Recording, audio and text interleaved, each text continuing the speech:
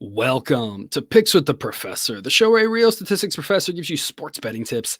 I'm your host, Professor Sides, and in this episode of Major League Baseball Picks, I'll on the prices that I think make for good bets using the predictive mathematical model I've built that I affectionately call Sideline for games scheduled to be played on Wednesday, June 21st, 2023. In case you're new here, check out the webpage on the banner. It's www.pickswiththeprofessor.com/new for some explanations and community rules.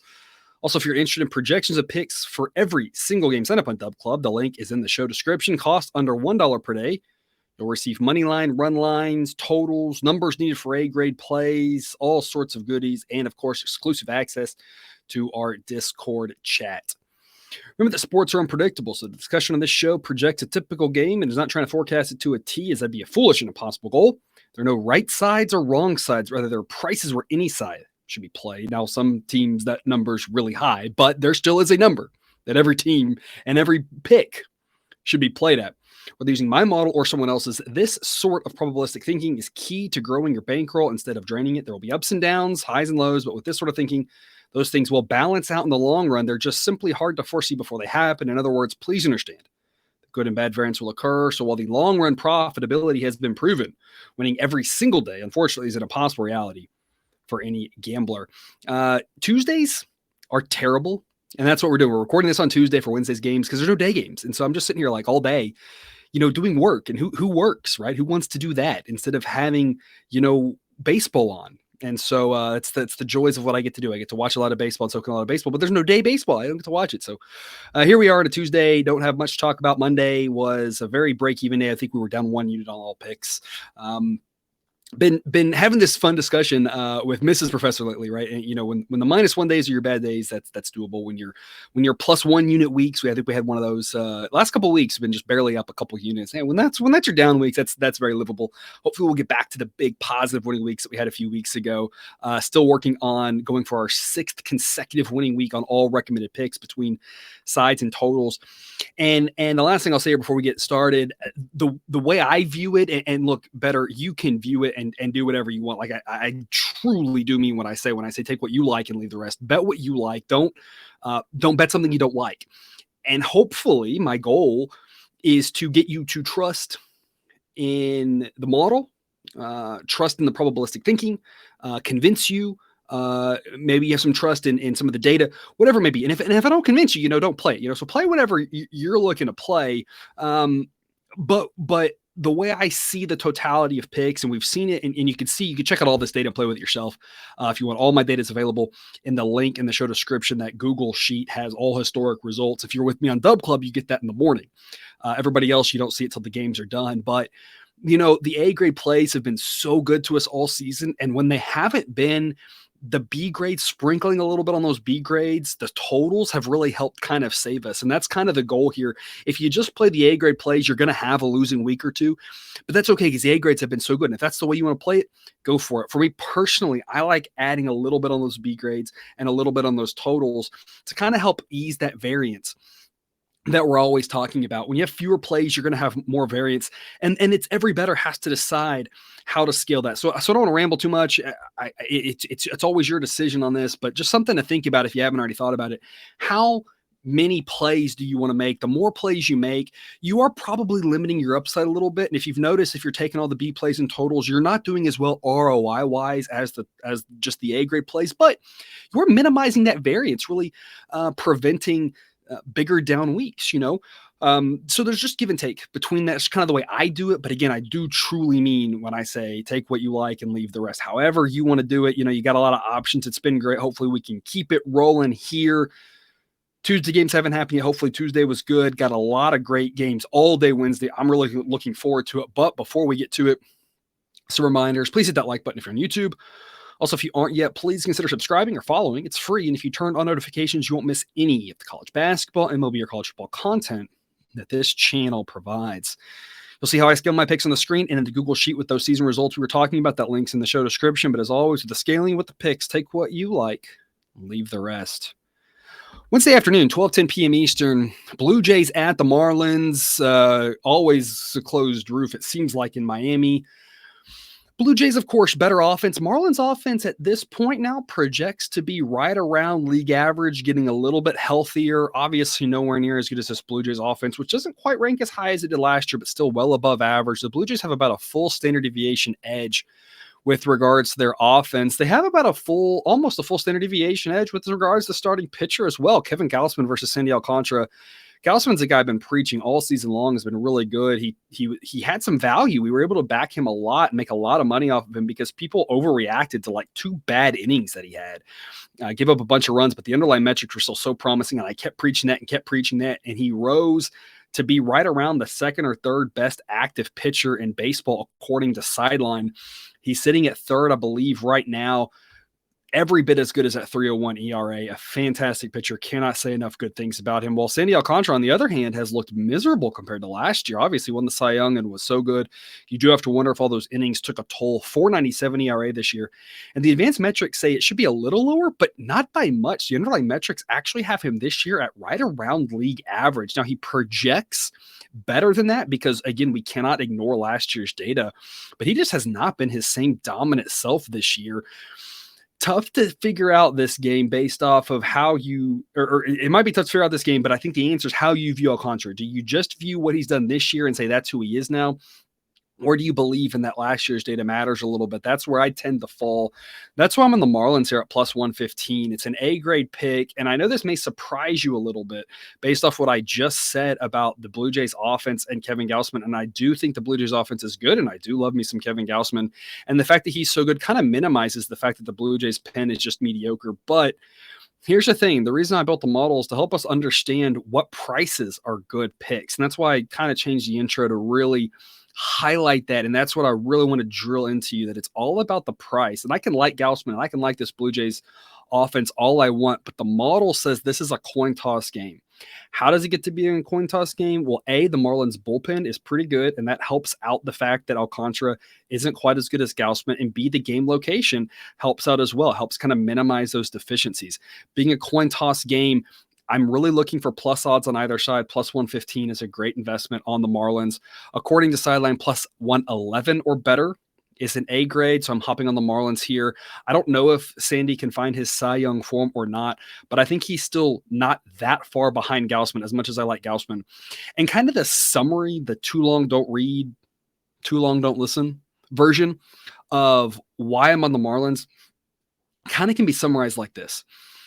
My model has Kevin Gausman as the third best active pitcher in baseball right now. If it knows how good he is, it's hard to think that we are undervaluing him. And so the way I come at this is I say, look, the model says Gausman is really, really, really good. And if it says to go against him, that tells you that the price is off here. Not that Gausman isn't good, because the model knows that. It's just saying that the price is off a little bit. So plus 115 A grade on the Marlins. And I hate doing this, but the model also says to go over. So I'm going to trust the model. We're going to go over 7. Model projects 7.8. And again, as good as Gausman is, this Marlins offense is decent enough, right? They're again right around league average. They ought to be able to put up a few runs. I love the push protection on 7. Model thinks that 7 and 8 are the two most likely outcomes for this game, and that 9 is actually slightly more likely than 6.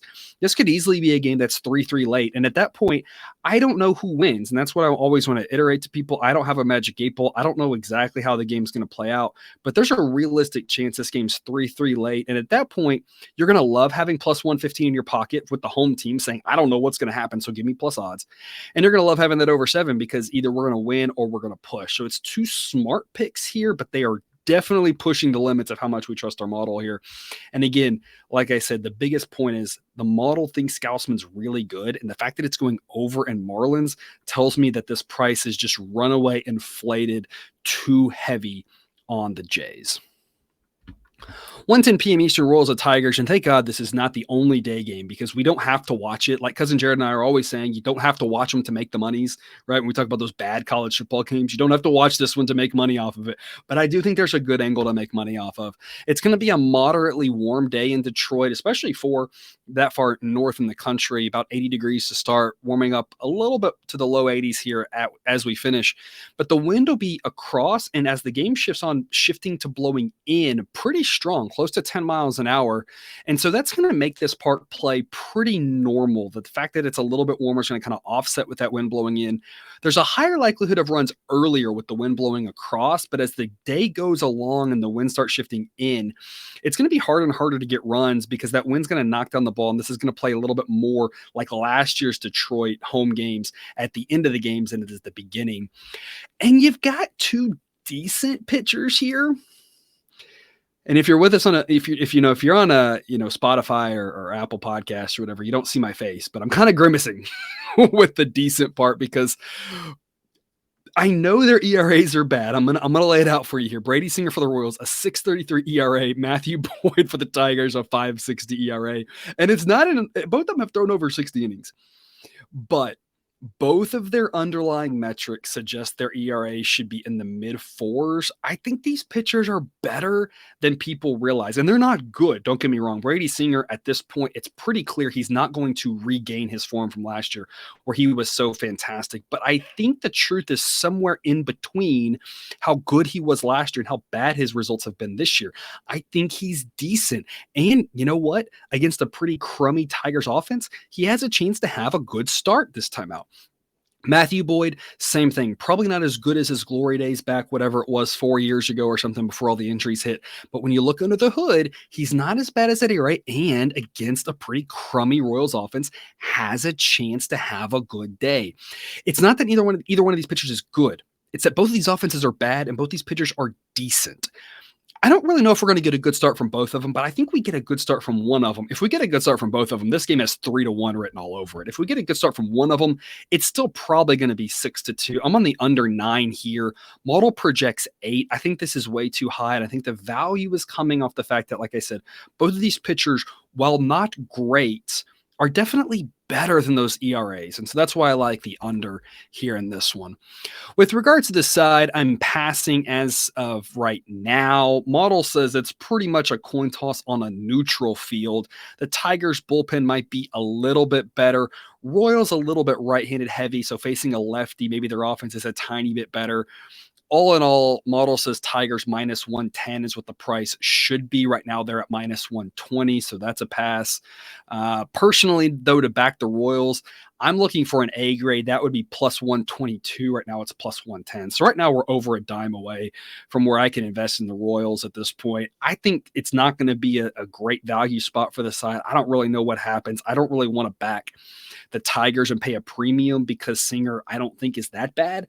But I also can't back this Royals team without great value. So I'm just passing on the side, focusing on the under. I think that people are looking at the ERAs of these pitchers and thinking about how we're going to have some runs, maybe looking at the temperature and not considering the wind. But I think 9 is going to be awful hard to exceed in this one. So under 9, I think, makes a lot of sense. 2:10 p.m. Eastern, Diamondbacks at the Brewers, around 80 degrees for this game. And since there's no air conditioning in that stadium, that should mean open roof. That makes it play a little bit, a little bit hitter friendly with the slightly warmer weather.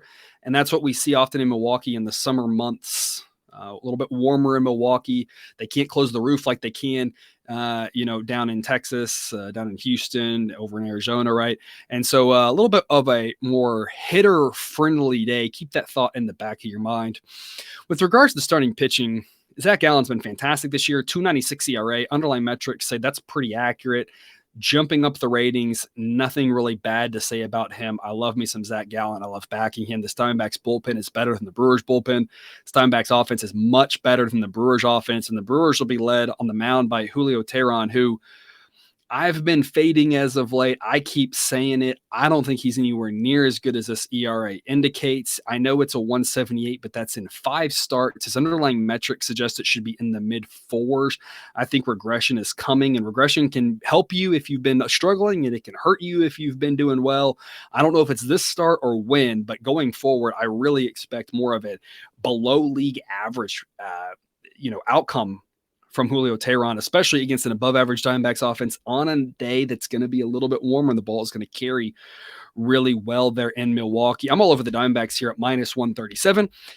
It's an A grade pick. Model says this price should be Diamondbacks minus 173, that they should be massive road favorites. I think people are looking at Tehran and thinking that he's good, and it just the underlying metrics do not support that. He's looked great, and that's good for him, and you can't take that away from him. But there's really very little in the data that suggests that he can keep that going, especially against the Diamondbacks offense that continues to impress me. Anything minus 155 or better. So this is an easy A grade play. And I'm also going to go over 8. Model projects 8.8. Like I said, it's a warm day. I think the Brewers are going to be able to put up a couple of runs to help us out here, but I think the Diamondbacks are going to score a ton of runs. If you like the Diamondbacks in the over like I do, Diamondbacks team total over might make a lot of sense. You can also look run line anytime we like the favorite and they're on the road and you like the over, the run line is a smart investment. So Diamondbacks run line makes a lot of sense. So many great ways to play this. But I'm not going to get too carried away. Minus 137 is just fantastic value. So close to even money here when this should be closer to like minus 200 than it should be closer to these low minus 100s numbers. It's tremendous value on the Diamondbacks. I love them. I love Zach Gallen. And at this point, I'm going to fade Julio Tehran until the regression monster finally hits him and people start realizing he hasn't just magically found the fountain of youth. So over and D-backs the picks there. 7:40 p.m. Eastern, Red Sox at the Twins. Really warm in Minnesota here. Almost 90 degrees to start off. Going to close around 80 degrees. Wind blowing mostly across, so the wind's not going to be a big effect. The temperature, though, according to my model, is going to boost runs by about 8%. And the offenses are going to need the help here scoring runs off two pretty solid pitchers in Garrett Whitlock and Sonny Gray. Sonny Gray, obviously, 2.37 ERA, has had a fantastic year. Now, the advanced metrics suggest he's been a little lucky and he shouldn't be that good. Still good, don't get me wrong. I'm not saying he's bad, but he shouldn't have an ERA there. It should be more in the mid-threes. And it's the opposite story for Garrett Whitlock, who has a 4.38 ERA, but the advanced metrics suggest he's been unlucky. Believe it or not, the model actually says Garrett Whitlock is the better pitcher between these two. And I know that ERA would suggest differently, but as a reminder, ERA does a good job of telling you what did happen, and it's not necessarily the best indicator of what will happen. And so bottom line, while the model likes Whitlock a little bit more than Gray, it's rounding error. I think these are both good pitchers. Like I said, all the offenses are going to need all the help they can get with that warmer air helping the ball carry because these are good pitchers. The difference in this game comes down to the fact that the Red Sox offense against right-handed pitching is about a full standard deviation better than the Twins, and that's why I'm on the Red Sox here at plus 120. Model says this is about another coin toss game, and y'all know I love me these coin toss games at plus 120 odds. Just put as many of them in your shopping cart as you can. I hope you go 500, and if you're betting at plus 120, plus 130, things like that, you're going to make some really nice profits. Took the Red Sox here at plus 130 on Tuesday. They took a lot of money. It's not nearly as good of a price right now, taking the Red Sox plus 120 here on Wednesday. All they got to do is win one of the two. And we've profited here. Both of them are A-grade value. I think this Red Sox team is pretty good. And when you look at it, this AL Central as a whole is just really bad. So it's kind of one of those things where when you look at the AL East, as good as it is, beating up on everybody else and cannibalizing each other, the AL Central only getting wins basically against each other, you kind of have to default to looking at the team from the AL East. The Red Sox, if they were going to lose one of these games, you would have really thought it'd been Monday. Terrible travel spot after the doubleheader. After the Sunday night game, and they looked fantastic on Monday. I expect them to keep rolling. I don't know if they sweep necessarily. Again, I don't even know how Tuesday's game's gone, but I think it's a coin toss situation, and plus 120 is massive disrespect and massive value for us on the Red Sox in a game where I think we're having value because I think people are eyeing this as Sonny Gray's the better pitcher between him and Garrett Whitlock.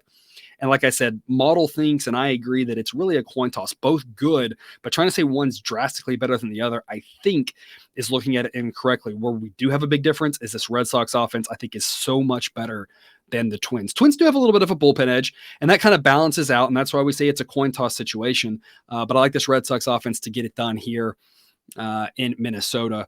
Total is 8.5. Model projects 9.2. I'm going over this one. I think it's at even money 8.5 right now. I'm just not able to pull the trigger yet. It's definitely one I want to look at the weather in the morning, see what the wind's doing, because it's kind of like half out, half in, half across, half all over the place. I know that's 4 halves, but that's the way it goes sometimes. So I want to check the weather in the morning. So if you're with us on Dub Club, again, costs under $1 per day. That sign up link in the show description, you'll get the morning update, and you'll see how the weather's affecting this total. If it drops to 8, I'm on the over, but as it is right now, I just want to hold off and see more about the weather before I know about the over or not. So I'm going to pass on the side for now, but definitely running to the window to lock in this good price on the Red Sox, just like on Tuesday. I don't think it's going to last for too long, so I wanted to get it as soon as possible. And then wrapping up our show here, 8:10 p.m. Eastern, Rangers at the White Sox. A little bit cooler down in Chicago, mid-70s to start, around 70 degrees to finish. Wind will be blowing across to start, but as we talked about in a previous game, also shifting in by the end of the day, somewhere in the 5 to 10 mile an hour range. So it's going to be another situation where as the game goes on, runs are going to be harder to come by. Two slightly below average pitchers here, and Martin Perez and Michael Kopech. Perez, 4.54 ERA. Advanced metrics say it should be higher than that. Kopech, ERA just under 4, but advanced metrics say it should be in the mid to upper 4s. Both of these guys rate below league average. This White Sox offense still pretty right-handed heavy, maybe not as much in years past, but right now very right-handed heavy. That means they're going to be able to score some runs off the lefty. Perez, this Rangers offense, I feel like could score off of anybody. One of the better offenses in baseball. I don't really trust either set of relievers. That's why I'm on the over 9 here. Bottom line, you don't trust either pitcher, and you think both offenses are set up for success. Rangers, again, against anybody. White Sox against a lefty. That makes for a decent over situation. Now, as I mentioned, the wind is going to shift towards blowing in as the game goes along, so there's no first 5 markets out yet that I'm aware of, but it is one to kind of keep an eye on here, and especially, again, we'll get that morning update with the weather and see if that's holding true when we get closer to first pitch. Again, right now I'm almost 28 hours from first pitch right now. But if that's the case, you might also look first 5 over, knowing that it's going to be harder to score runs in the later innings if that wind really is shifting in. So something to keep an eye on there with the weather. Here's the thing, though. I don't trust this Rangers bullpen, and the White Sox bullpen, it's okay. It's not bad, but the Rangers feel like they can score off anybody. So I'm going full game over 9. I like the push protection on 9. I think this should be 9.5 or 10. Model says 9.9. So I'm going to lock in the over 9, say that's good value. And then in the morning, I'll take a look at the first 5 market, maybe add an over 5 in the first 5, depending on what the odds are. So something to keep an eye on, but either way, I think the over is too good to pass up here. I don't trust either pitching, and either one of these pitchers. I think the offenses are, again, set up for success. With regards to the side, model says Rangers minus 113. They have a 53% chance to win. I'd be eyeing the Rangers. Model says, minus 103 is an A grade. Current price right now was minus 112.